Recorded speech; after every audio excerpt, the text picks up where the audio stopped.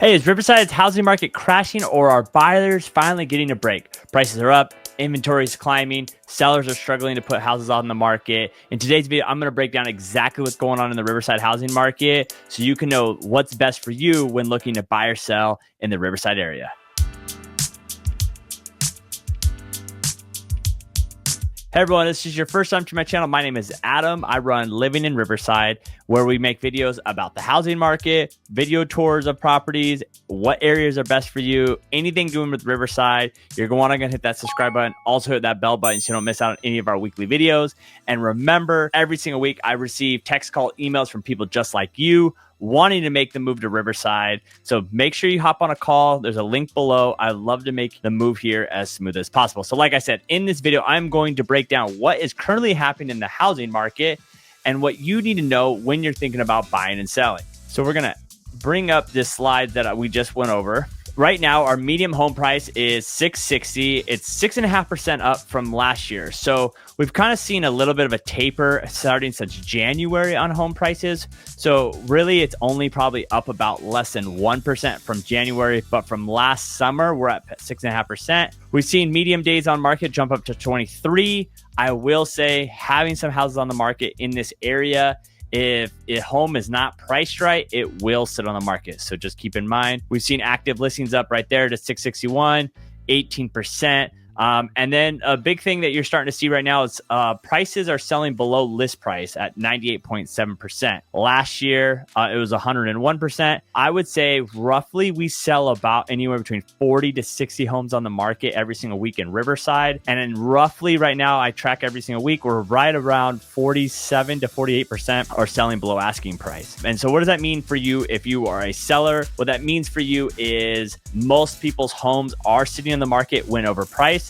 So there's buyers in the market because we haven't seen a fall off on home selling. We have seen a fall off on which homes are selling. We haven't seen a big drop off in transactions closing per week. So if you don't price right, you will sit on the market. And so if you were a buyer out there and you see a home coming on the market and it's been sitting on the market for about 21 days or more, realize that home is probably going to sell below asking price. And so you could be able to go in there, offer below asking price, and possibly get all your closing costs paid for. Like we just talked about, what does it mean for buyers right now? Well, we're starting to see about 4 months supply of housing. That means if no more houses went on the market today, we would have about 4 months of homes until we ran out of houses. To kind of give you an idea of a normal market is about 6 to 7 months. And so we're starting to see the market soften, but we're not anywhere close to what we saw back in obviously the last housing crash and in honestly a normal market that we saw back in, anywhere between 2016 to 2019. But we are seeing the housing market get more buyer friendly than we've seen since 2020, but we aren't seeing homes becoming more affordable. So affordability is still a struggle with rates staying where they're at, but we're definitely see it where buyers are not having to compete with multiple offers on every house they look at. Are we still getting some houses with multiple offers? Yes, ones that are really turnkey and priced very aggressively. What do you need to know? Like I said, what sellers need to know in this market is 50% of homes that are currently sitting on the market are selling below asking price. 2, be prepared to offer closing costs in this market unless you're priced correctly. And then 3, I would say the things that you need to do to now get the house ready on the market, you might have to invest some money in before going on market, like paint, staging, yard work, things like that, because mortgage rates are still in that 6.75 to 7% range. Buyers are coming in with high monthly payments, and with the high monthly payments, they want a house that they don't have to do any work to. And so you might have to do some things to get the house ready to go on market. The next thing we want to talk about is, like I said, mortgage rates. Mortgage rates control the housing market. During 2020 and 2021, rates were really, really low, in that 3% range. What we saw, boom, prices skyrocketed. Every buyer came out of the woodwork. People were offering 50, 60,000 over. But right now we're in our mid-range, 6.75%. We did see the jobs report come in really bad the last few months. So I would have to expect that the Fed is going to lower interest rates in their September meeting. Right now, it's like 65% they're going to do that. But remember, buyers' mortgage rates follow the 10-year bond. And we've seen the 10-year bond go from about 4.4 last week before the report came out to about 4.2 to start this week. And so what does that mean? Mortgage rates have gone down in the last few weeks. And I assume with the inflation numbers where they are and the housing numbers or job market where it's at, I would expect if we keep getting those bad reports that we're going to start seeing the Fed lower rates. And with lower rates, then we will see the 10-year come down, 10-year comes down, then mortgage rates will go down. So strategize taken away for you. So if you're thinking about buying right now, make sure you are looking at houses. In my personal opinion, if you're not looking for the perfect home, say you're just looking for a home, look for anything that's been on the market more than 30 days. When you do go in there, come in with an aggressive offer. Say it's listed at 700, been sitting on the market for 30 days. I would be coming in at probably 680 or 690, asking for all my closing costs to be paid for. That's something that I would be doing. For sellers, just realize you're not going to want to look at what has closed. Like we used to always do on running comps, you would look at what's closing.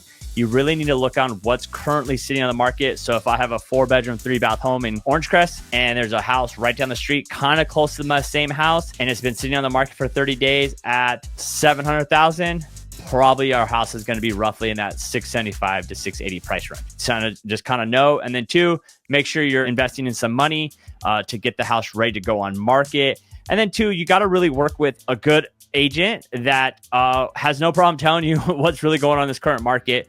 Because if you really want to sell your house, you got to do the things correctly. Because as your house sits on the market, more buyers buyers out there will just come in with lower offers.